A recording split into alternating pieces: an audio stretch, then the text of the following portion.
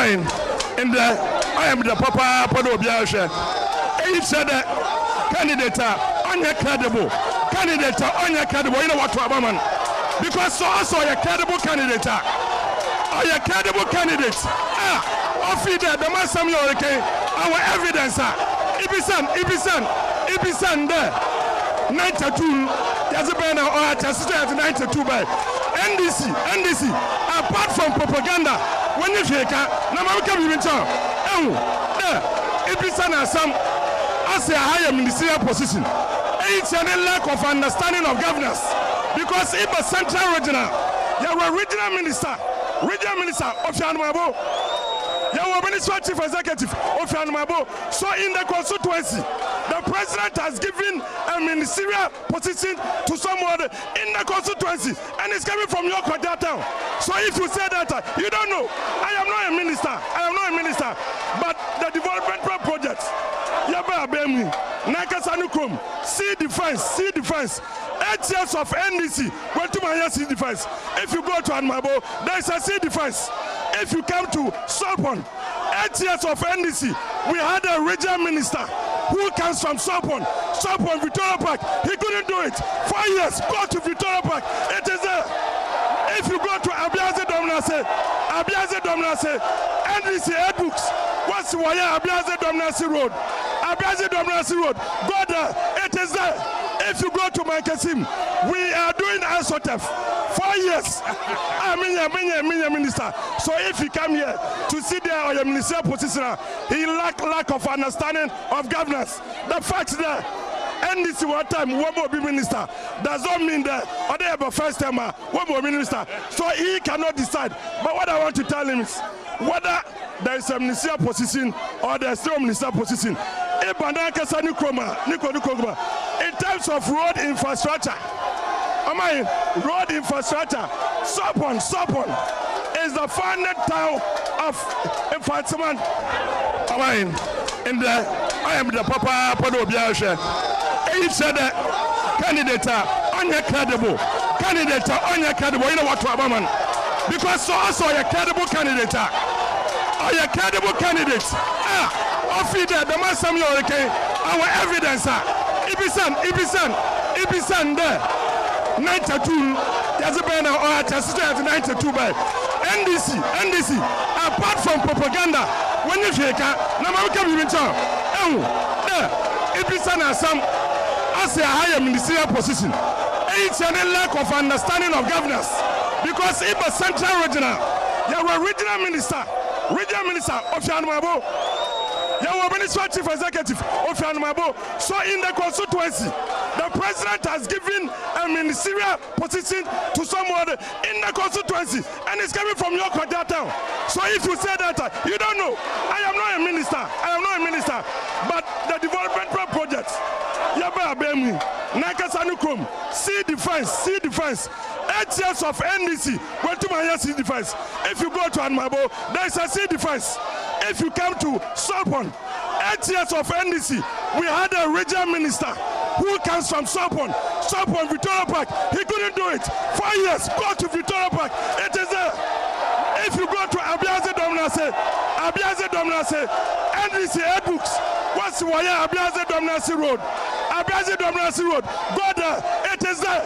If you go to Makasim, we are doing ASOTF.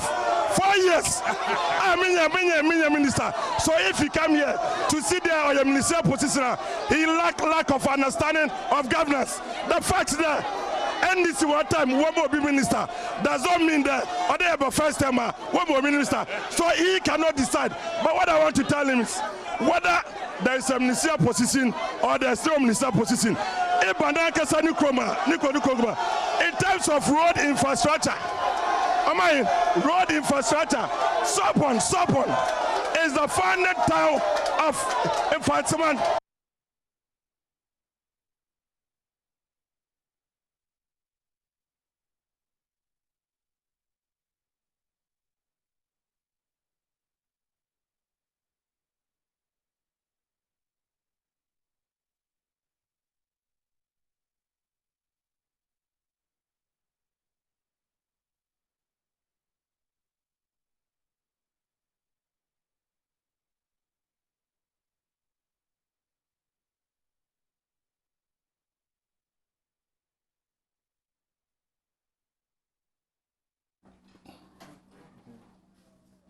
Well, yes, I must say, try and come on so in the next 45 minutes. You better wrap up and come on, but you know, some for you now trim me noon temper, and then you could pay more a year Mfantsiman MP to be precise, and a year mensing a year Rashibu Ojina Ekow di San Komono. Ekow Quansah Hayford Ekow di Sa Enkomono. Unfortunately, ye ka say de on kai ho atiase for asasi. So the information that we've gotten eno ai bibia da yempese ye beka sese anase ye beka sese de yempese kan say de eye won edi dwuma wo hwehwemu no e de betudwa ba de enim tra ne say na no da bra na wako this local community engagement around 11:20 okofie ana kwamukafo ejina ne hyen na ono board driver too na ono so etu bi eka na echeze nsem no akwe bibiri ye ka say de Mfantsiman MP so ehonom aye arehoyi pa ebedi nkomodo do na afa but yenkotwa ye ho ne mbra nti de o hwe ye Mfantsiman salt pond ye ko na otwumi pepepe na pay enedue ya ye ka say sabre abo 8 na wabetena se on na na mote ono ma on e twen se ebeso ebedu won bre so na metimi ni won edi eye enkomo anafofie entimi anto ata another pay de yati enye papasa ye ba busuan yakọ yere ne ma se bi wo ho a ye momu nyina yakọ na yama MPP amanyuku no yakọ.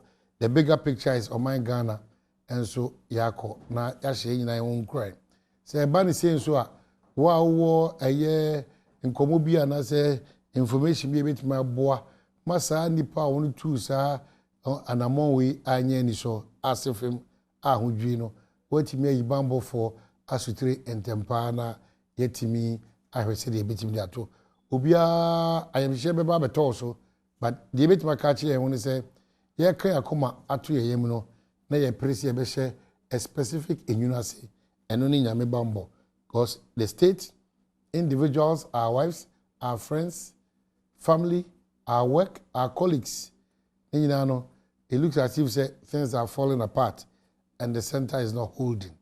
And here to be established and preserved under a very good tree, a boy. Yakwaba, Yaba, Yabato and Commons.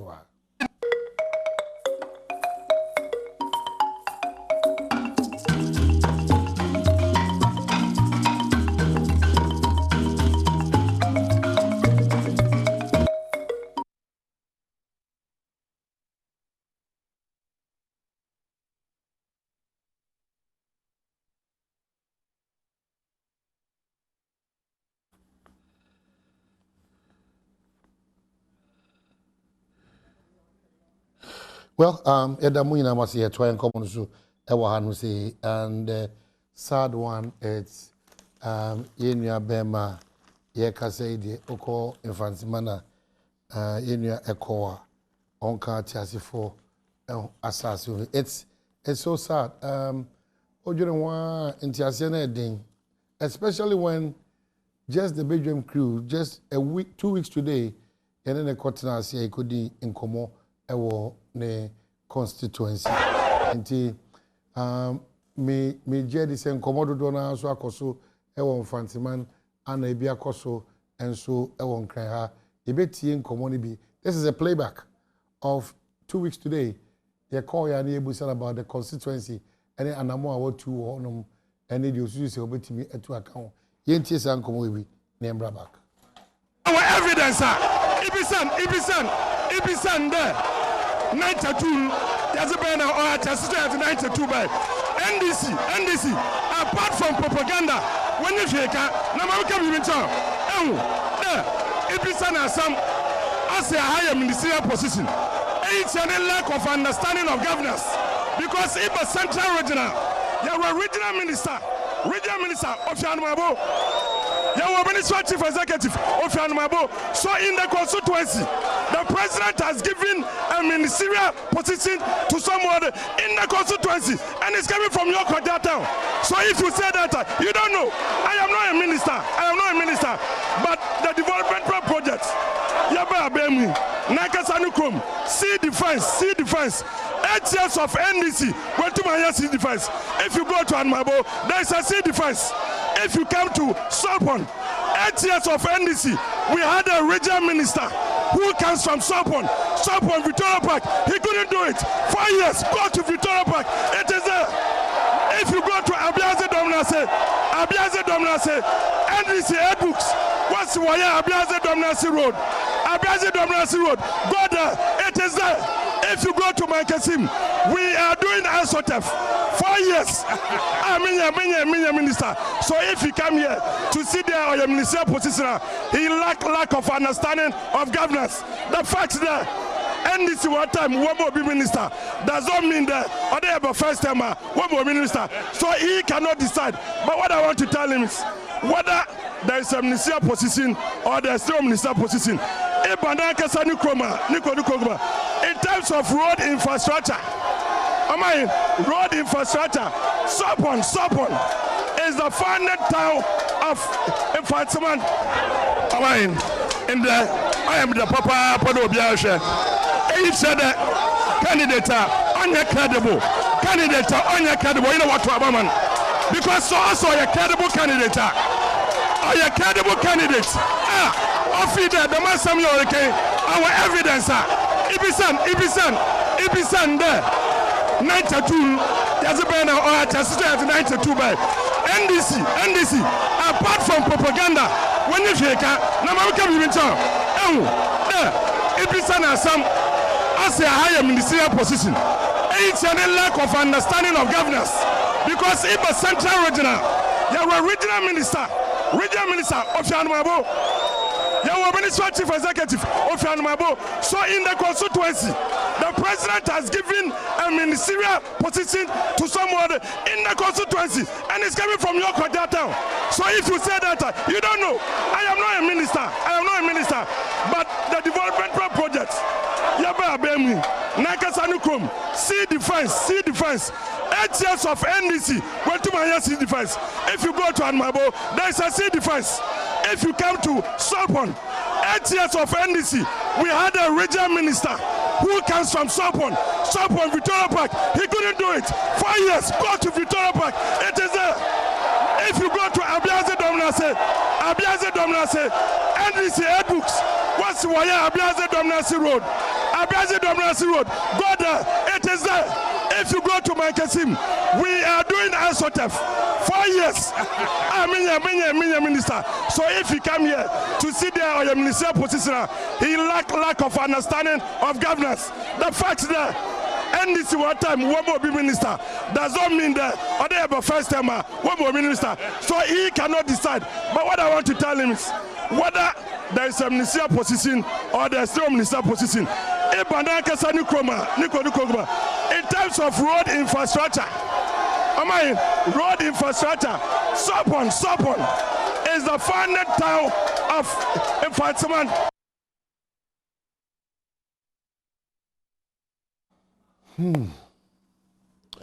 Well, programs director, Adom FM, Akwasi, editor. Asemna bo me pusa but mo fan chemi na. My message thoughts make a along the line. Yes, sad. Nti me o makwaba. Yeah. And also good show. When you team no Titus Glover exactly. Former mayor no. It was wild. Massive. Because say rally be na. Yeah, it was really organized. On radio you could feel the heat. Edu baby na it was a break your granny bonyum na. You calming down tension. We share that we are two parties, two candidates, a buyer na, pressure, na crowd no, the we are mudio muchine, nyasam kitwa, ultimu say Tema East, one of the constituencies I was here yenikoho. Okay. Because say nra what see or honum, anything to go by. 2020 December no, I hope I Akosiba ya baba ti ase say abato no say de no atigo ni Adom FM crew de call tema no enye entokwa eye adwene a ye kire enye nipakum enye atrodie enye ntwato so ye kire adwene say ye nyina e pese free a ekokum ase party we si ono no obekwa kofa kofu odua we si obefa sunu ba akokwa do so obefa Cape Coast ya betisa democracy de yin efi 1957 yeko yenim kakra na soja bayaba.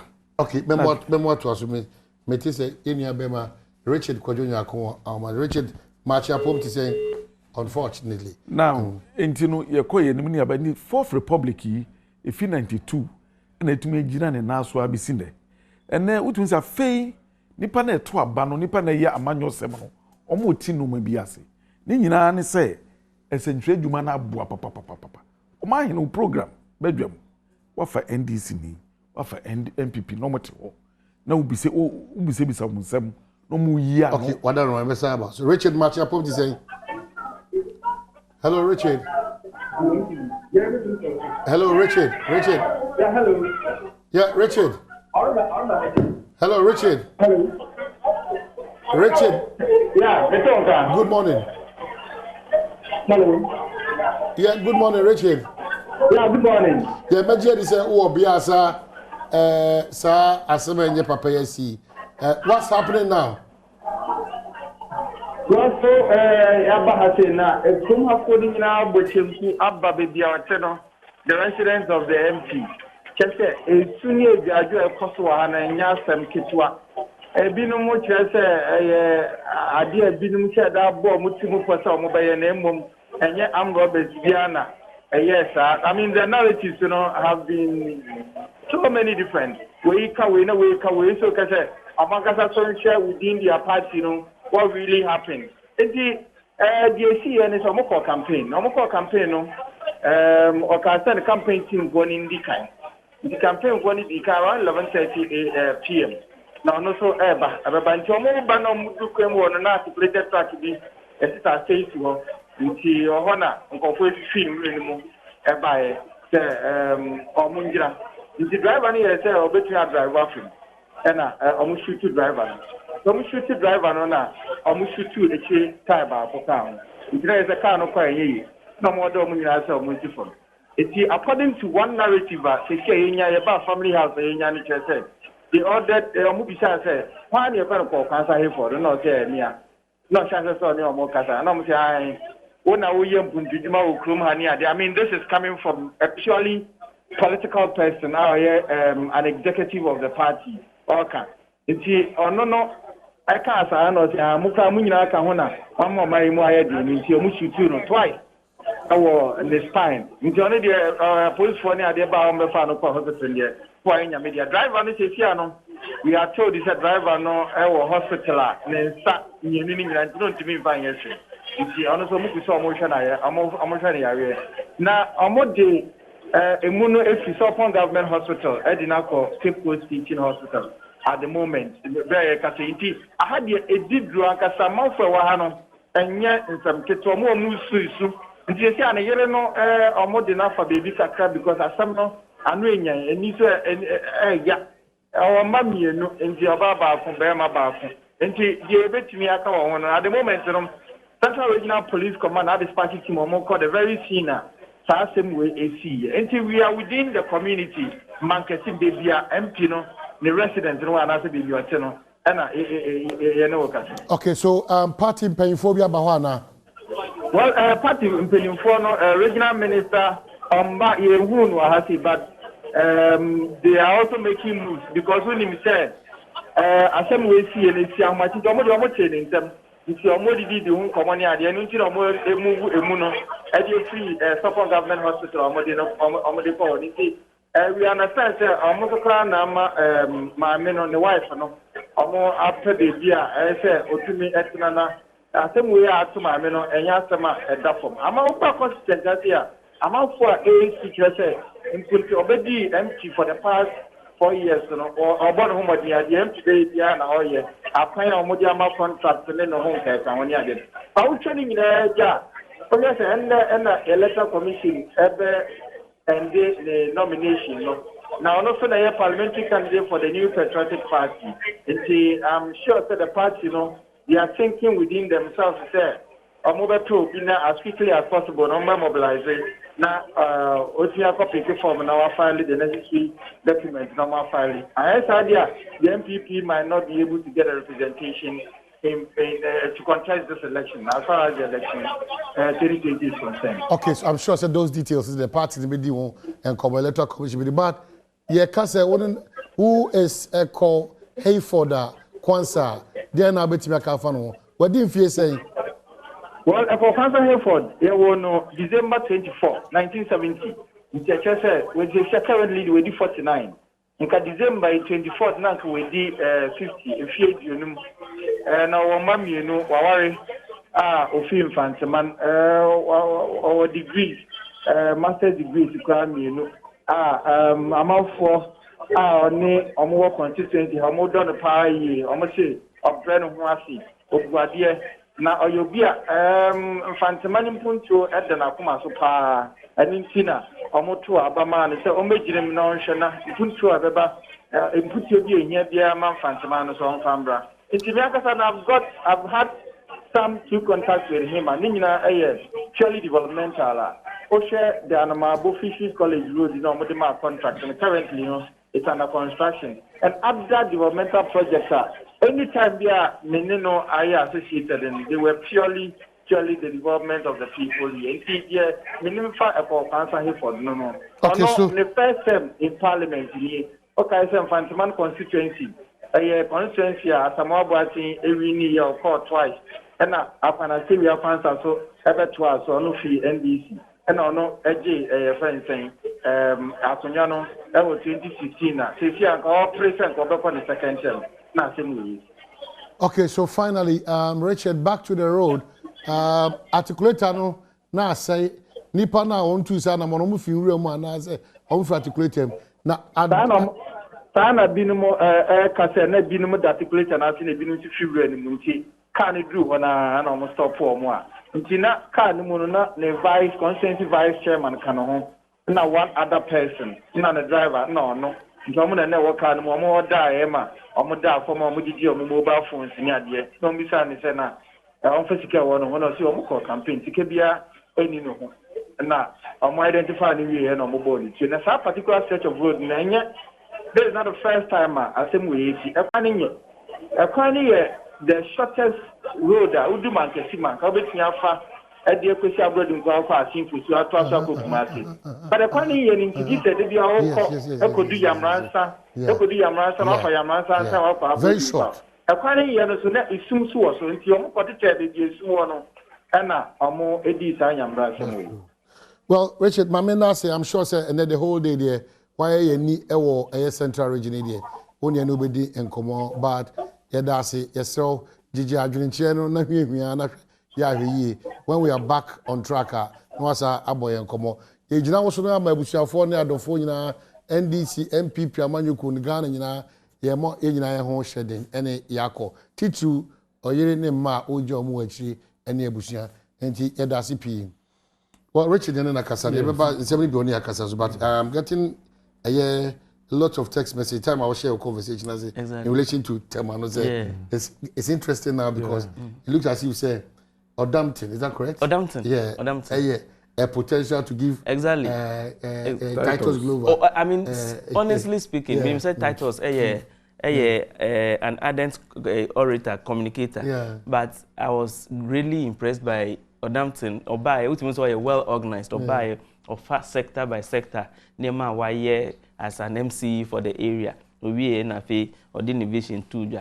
But of course, when we say titles, also a big wig or a ukotema or presence. I mean. He identifies with ordinary people and him for no genie 2 minutes for. But you see the good thing about the course and he say the campaign no multimedia, the elections headquarters, yabua amana ye issue based.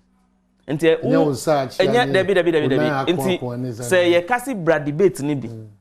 Yen I go see send for the amuye. Any year the friend of the big debate series. And see Uba, na se woni hwe kan. It's better daddy. And no one muti radio so nyina be hu say we are empty. And I think say that is the way to go. Say near akwese kan no. Yeah, we have come a long way. And they say nye adepatwa ne I see, and that's it. And your team once again, congrats. It is based on fallout survey. Here I cover that constituency. I know most of the constituencies, potential for change, very high, both sides. The Americans we share trend now. It favors the MPP, but titles should be very careful. We share time or the other one, they be with 3 votes. And this is title second term. Third term. Yes. Third term. Then second time was stretching with a little over 4,000. That is quite good. But not only campus. Oh no, loose grounds that. Not campus. No more penalty. Now, omodi omwankasa muhuni pa ye odamti naba. Ono so ye typical gamma. To say title. To say titles now. Also kasa how do you exactly. Intinu titles should be very careful because one very very interesting. And the dynamics no interesting. When kanka kwesi no say first no na central any east no boom. And it is central. No central ni an elitist area, a MPP stronghold. But on say baby I call ye show no I tema new town. A hono ye NDC stronghold. But titles ewo me and tie history ni kakra no ni maami fi hono. But odamte ni papa fi ho. Wow. And both of them and so and I am very interested. Wow. Very interested. But me it will be extremely difficult for Odamte say over first time 4,000 votes, a little over 4,000 votes deficit. Obetima close to gap. Because your first friend here in information be a menyan, figures be a obe close to gap no pa, but it is not likely he will win. Okay. But you know the other interesting thing is when they say Odamton because of say no mayor. You know mayors development agents. MPs are law making people. It is only in a part of the world that I say MPs are development agents. And see, or no, ultimately, but that's not the responsibility of the MP. That is not the responsibility of the MP. Unfortunately, the MP is playing to his strengths. Titles person or no so much in with Nema. But who can stand a bad day because exactly. And I feel that a lot of the former MCs are only MPs in Ekow. These are the things that they will use to. Interesting. But we are just a tip of the iceberg. Exactly. This is the election that exactly. Power. Yes. The way I so much. So down. Oh, when I did you Kakano. We are Trawa, but the Coco on one of paper. We just go on the power. So down. It's when they chop for me the choke. One more the identity of the Casa found to your no. Yeah, the uncle for you, baby. You can't say the city. The cannons no pepe and as I say margin of error no be manageable, very manageable. Indeed, for our to election headquarters so kokromoti power na ya mfiafia nsemu bi amfa 6 ambeda no 9 amfa 8 so ankoda no 17 na den eso ton color TV flat screen kept one you be now got black and white. So back to the conversation. I think that because of how sensitive it is no people say very brief probably a little bit of history in relation to these matters and a certain perception that Bribia does a 3 months to election as a SAS BBC you say election is a man. Mamisha Sakosi, then I become did you in here Akobani say Mfantsiman very sad, is very unfortunate. JB Dankwa is still fresh in the minds of Ghana fu nyina asisi amom kodi ewurukasem no yehu omo ena we nso aba be tosum but me hwa de nyina no ewurukasem ma omom politicize no omo yesa pe won mom kodi sansem no no be fom ho adi efi se obaji obi nkwan free ni nsem no nipa no spin doctors no mo kan ena party no adwuma wa omo yin free we a purely murder case. And I'm a police for so mani nko no Alex Mode. Omko attack him. We did the story enra. Or the campaign was Ashanti region, a Jusu home baby. Omko attack him. nyame nko a one ne team etuo gina so omo yiji omusika no made nyina ade anche na wo nso asi nti se police fo no omo mo omani nso ekọ amanyofo no na ka memi susu ye ne say campaign teams na wo constituency no ya mom police to say the presidential candidate no because no man na eba na enye 275 constituencies enti no wo hwe ba bia especially when you cross na highway that kwan so no highway robbers wo this is not the first time okotwa nkofo kwam agidi omusika akun omo ya run a couple of stories wo sa nyamransa ko asimfo sun sa kwan sa bypass because a kwan nya no do how slow down into slow down so omo temi dem we slow down no maba ebe den no mu say at that on holy hour no na MP ni year campaign tip off then because Roberts hardly passes exactly I confirm so him say MP for no politicians no campaign omukutiska omo the campaign it is sika so mu odu edoso and as an tell there yanko twa omo ne yangi sika exactly intent might be the sika no but who say what hwe nanim obetimi ahye ne so a ono be wi nti Crawford de amro baba ofia si utrase wo si utrase a enhwe obi ya de ompe no omanyenko wo peja wanim na wani bo na ni wo se wahu no wo na woni a dachi identification parade wo betimi ayi nama nti ko ban sa asemi nti no police for no emwa momu nya so wo do mo yom politics nso dabi anya police for no mrem Tigo in fact I'm actually sorry I'm in who story no who dream because Ekow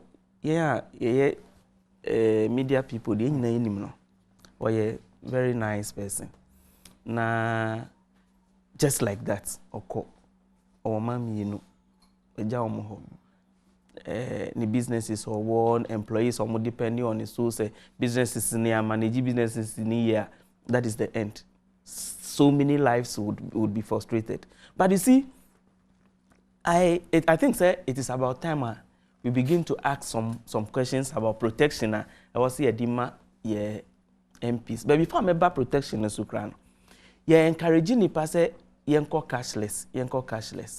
I think the political parties they must begin to look at saying cashless with their campaign activities because nipa ne dwin say sika e crowd now the two come now will call baby the tendency for them to attack you know very very high and you know me feel say parties nankasa na was see almost form security serious say we move from one community now him say campaign trail na ade asa na baby a wo fi call the next village no unam sumu a obetimi aye police arrangement local police station I wo obeti no ya mo mebo amina at least mo escorting me to the next village all these things and as sika ye kra ne bebrebe I di go boot mo di campaign na no I was see at least ye reducing nyina kakra but the time has come say ye bisa ye hu say MPs no I was see a mom protection and na me ni MP ba ko di nkomo na me bisa say na say ma hu say dey be police dey o say dey be o ti go just anete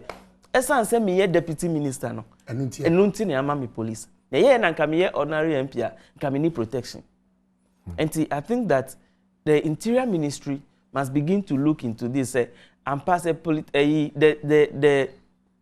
very important arm of our governance system, our legislature. No? Yema executives ne mom protection, yema judiciary mom protection.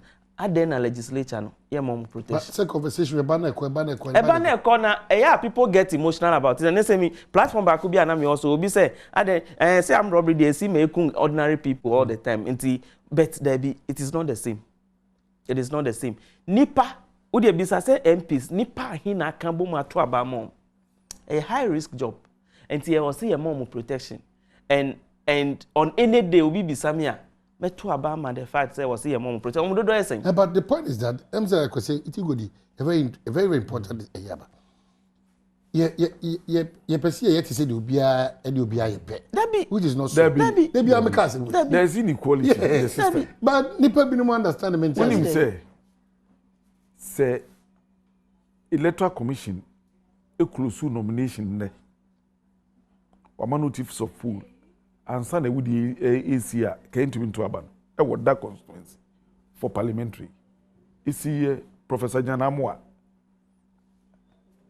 in 2000 is it a certificate of and a ma owie into man to abano later ansa no mkwakoto na yere anti Cecilia kwa yes entinu eze yehu se saade no esi saa na obi wu a na so ye candidate even presidential very risky framers of the constitution there's a gap because so many now file na manisi sumunam presidential candidate ba ko to sekim there's a problem yet to into aban yeah because you go there okay so platforms na nipa wu we respect enkwabia exactly very important say your security e be sin ne ade ba ko kam bia mekaza akra commerce road ye hwe ne enye ho adwuma atitiri wu pa ba say say urologist for yes amuna bia ye kaya because they are scarce in the system Zanko for we pa no ya hwerom ne be sin ne Accra Kumasi road still you were challenged on that road exactly men kase nipa ahwere omo nkwa da bia nye possible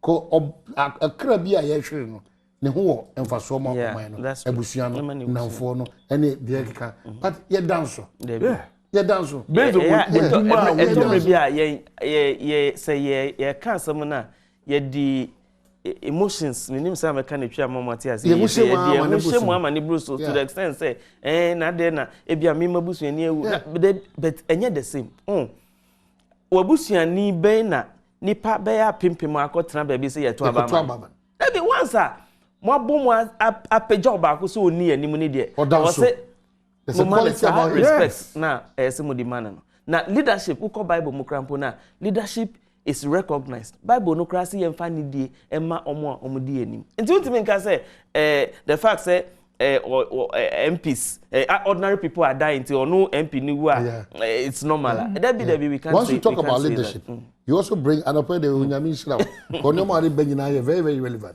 once you talk about leadership no let me take this opportunity say yen o my Ghana for ya can di for unyami ayo madum na yan kasa tu yen ye yomu NDC flag bearer PPP CPP PNC they are not just normal human beings any dia esefata we have to give it to them exactly yemra shibejafo yes entrofo one of we so in fact when you start giving yourself those needed and according yourself those needed respects e hono man no say e pejakwa na e pejako but biribi ada no ya no papa anyhow one say politics na ye meaning say e be take time kakra sisi akra tem didie no kra e kofom ente se kan you compare 92 96 2000 enye poto but media adwuma the ubo phone central for aye ntia ma omo to aba no hu se da bi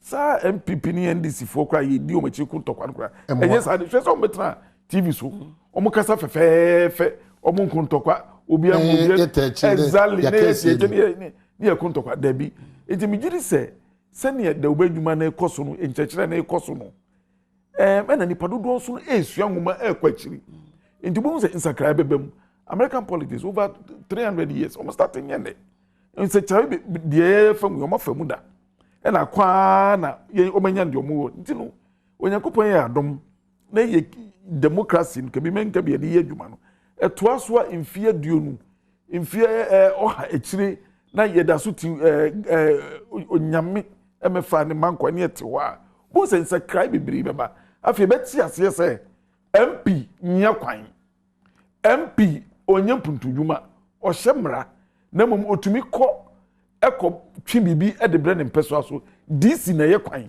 ndi se feeder roads highways DC na ye mpuntudwuma won patam ndi se mpuntudwuma anko ne yi a me fa subon ko bo MP me de bebo DC because nipa no amemmu no afi wate ase ndi so wo MP ufupa na obeka kire me say me kwa me ba me ya me so wudi ntro me hu say nya bodwuma no nti graduate sense ntro ye wadwuma bibiri ye na ye nya dwuma no na nko na ni bi say de kokromoti power ye on say leadership as some na wo kan say would ridicule leader say ye wa hey oman na ye badwomfo ye wa he nyina yi oman na ye di enim na me kotena ba bi na me kan oman ho asem ya kire nkrofo a one ogu one nipa ne be feel say oman na me say no be ma say obi a owo bedwam no so sana leadership tie enti say ye obi so a presidential candidate e wo Ghana na u ridicule u di nanim twitwi form na say e bia wutu kwan da wunti ase because say wunya figure na pe na wo kona say nipa no image a wa create ama no brand a wa create ama ne ye brand a nipa hu ne pe na ne ho esra u Ghana ni ukwa sa because let me tell you say wutu kwan na ukoba bia the first time I call South Africa we were about 8 West African students in West Africa, Mali, Burkina, Cameroon, Nigeria. You could do a hotel bia you call ya no much check is a mine. Also we went in a group now we were going to lodge. Guy no share me nimpe. I said na me mama no apa akra we akomu kakra no. O see you are from Ghana? Me say I. O see abedi pele. Na me say I. Abedi pele no. O see odimiki mami first because me from Ghana abedi pele. Yeah, see. That is what branding does for a country. Na nipa no do na ntia when we say branding, we are talking about say ye bon nipa ni din the first thing that comes to people's mind. And to say a product bia and a service bi na wo render and as nipa titru bi na ye bon ni din no e din na be ba wo trimu first. Abedi pele. Yes. And ye wo school no me catch them in Crawford no say obetimi aye rascal. Obetimi aye yi but one that say me kotra baby na say me pay yes me recommend you obi ne man adwuma ye bo din a as obi a me ye wo classmate no e de ne beba me trim ne beba me trim ne eye se wu no ye wo school no na wo leading crofom me ko no mu wi ana se wo leading crofom me ko yesin those are the things that people must always think of. Branding. Exactly. Okay, Madam, so we'll end up with one or two. I must say, did she needed to come this far with her independence? Why are they papa? What few mukakra? Because MPP from Koye home working here. I can't this in the first. I must say, oh, say, if you want. So politics no person will hear chair. Yeah. This decision here what take it. And then they didn't be do him. Nka wo fa the other decision na. Nka that is the end of her political life. So why are they? And ti yes wa say everyone are doing na pick information. Our guy be of one more too fire cry. Me sure say by now the 10% na calm down. So why are they? Congratulations why are they? It's a political strategy. NS me ya nyongo NS so yibia who am I say immediately now on presenting Osiabe some concrete be mama say. Wind up COVID. The figure is around 303. The last time I checked. Political rallies in Vienna. Oh yes, rallies need the humpa. So protocols enye juma. Adom FM crowd running story. Ye ni Ghana Health Service for they've condemned it. Yeah. Protocols in enye juma amount for you the free COVID. Was there any way out, Anka? Yeah, political leaders, yeah, political parties, you know, now committing my own campaign, void of to be frank with you, political parties, no, try say, beyama, followers, I respective protocols, no, a big crash check, a face mask, a big. I'm telling you, they are doing everything possible. You see, Cape Coast, me no never Cape Coast, as Lausumu, they took tape measure. And measure the distance between one seat to the other. Yeah. But we are saying no. It will jam. Abonti hono. Jammed. No, so I think that it is about to be the people. So my suggestion that nightclubs should open, stadiums should open to full capacity, should open early. Say name here you say baby or honor say it's too close that we are not being fair to the people. Exactly my point. If there is any institution that is still closed, we are not being fair to them. I have more respect to the president. We are not being fair to them. And me appeal to even education minister say, baby, I don't know. Schools because the motima because come the teachers is private school teachers. Any teachers no buy can say teachers. Eh, clean be our school driver be or driving for and want to be driving on na the school economy is a big one.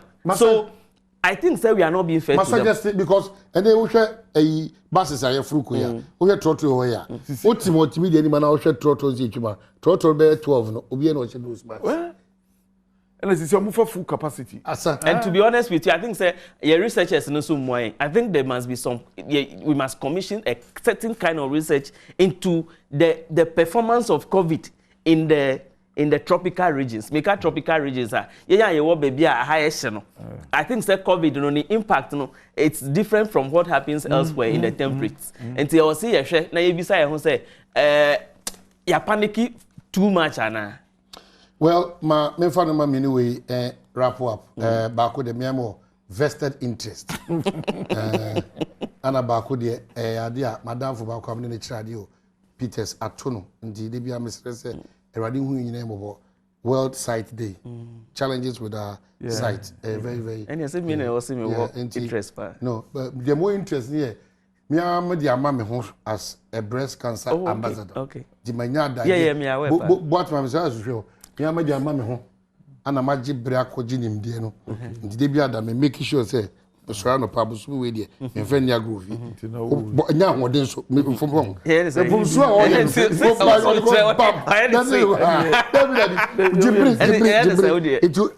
It take go sir. When you da say do so to assess. Kakra na o de to kakra na upiaba na o say adua bi wo mu anasa baby wo mu moment abi feel a baby or no then there's a problem the person say and then mema nyina so abobo no fo nti ye ka so abobo no fo o susu kan nipa wa nti da mema so wana wo examine but I get wa bi a echimadwe o say emayo ano so mo do stage bi no mo ba ade ya na back akra wo mu and so no, there's a difference. Okay. Interested in the hard aspect of it. Just snap clarification. Into year no we man. Yeah, of course. Some what doubts are. My mom this age man. It me doubts. Yes, I me doubt and not my referring to be specialist. Na adana ubad dia ntumi na mom me. Oh, you are so odi baby a. Remember your baby yes. Now ma there be I say ye dia grow very ma say where there church. Na me kai say last time a year ago na who year radio. Now ti be some na we year a campaign but so far no nim dia krawi apart from we year a why na examination what be examine say ni padodo no so benefit the multimedia say ubetimi Allah ni me say me find for anyway e say we say fie gu na afi imagine ejuma na we na do so e color blind to vigilantes so ejuma ejumi semo very important that month and you mo na mo ko examine and memory be was am see ensem te say chechi ono answer called fa umpokra no e bit ma pine say ta the mo smoothing mo nsanim ana nya hoden so logo so tie o na afi na nyame ye wadoma ba wa tie enya hoden bare say alatani be ma ono debi you demonstrate how romantic your hand should be and can be and is dunya daji boko what the wasasa o mani peja na say oh yes sir you get full access okay o ma so demonstrate obedwom no una full access oh I be that una full access o san o de nemu kama boko moto bo so pia boko so what problem with obabu or challenge with sergeant ni mreyo o de kan na bo si peja no what kai me mama ebia na anopa me ba ye no me sister me dinachi direct breast cancer ni kun yeah very sad she died about I think 3 years ago not ikofodia oni ni kun omuhu ye no na ye too late time ye frame me a me ka say ye mfa ne nko kolebu ye kodu kolebu no na say aka ne liver emua didi mu anche bia na ofimu nti I think say wutie na say ne ye kan wo feel say bia ye stress nti agrobi ne ye dia ye serious ye say wo fan is serious so funny serious say we examine breast no unya the slightest idea say be Ekow wronger say uko na uko seek attention but one say you mentioned two things when oh my to be honest with you me share glasses and say ya na nipa ni bi enti say kasi when ni no so wo bo ho ban ya nipa ne bi nti ase a look de bia me ka say wo ba dwuma mu ha nipa e share glasses no ye do so kakra obi oho ne ni no utimi say wo so okoji glasses wo so onye otwa fa so no straining ni na ebedu time obekọ no na ginsem pressure ba be da so and it's very important on say opa call any of our terminals ne ye friend lorry stations no na hwe drivers egu ho na bisa say omumu de wahi na share glass na accident si me need scientific data bia to prove say drivers ni be any nye correct but minimum say be brain so any nye correct any quality you do say na etimi akọ say e bia boso mi say bia yani no na ni nye so onko it's important say I think say minimum say ukoji driving license ye hwe wani but nipa na gi the first driving license na wie no enu ano no. And occasionally, I think say site savers, any organizations are more interested in the eyes. No, they should go to those establishments. No one require a comprehensive eye test. I know. Obiani ni die. Mimi die ne say. Ade no we chira na ye blur. Me share we ya na ye very clear. In fact, me share we ya it me clear class say wow no won share glass. Obi so oho no mo a ade no we chira wo hu. So ade ne ben na nti utimi say okra newspaper opeso kan or the obeko achire sen ansa na wetimi akan that is why Baumia call Dr. Baumia me Dr. Baumia echo yes me no say me yi the glass there is no text in the world that mean to me kan no matter how small the text is me kan enti ye no musa no Baumia call petition Supreme Court petition no or say the document ni mana no why you need lens there be no why you need lens na man for say na dey no share lens na why ya dey na answer no kind there be onu no dey no your long sightedness enti ne onu no ade no wa chira o hu ni bebre enti o share ni glass and o be hu e ben na o share glass we ya e ben magnify ade ni too much enti o say oyi nso obetimi akan ne kama enti eni no ye wo hu nimidia e say amanfo esuansu say me hwe TV a o say me yi we ansa na matimi ahwe TV o say me share ansa na matimi ahwe you be share promo ti we be share joint yeah very important to we be share na eja wo I say the promo de o manage ma me agwesi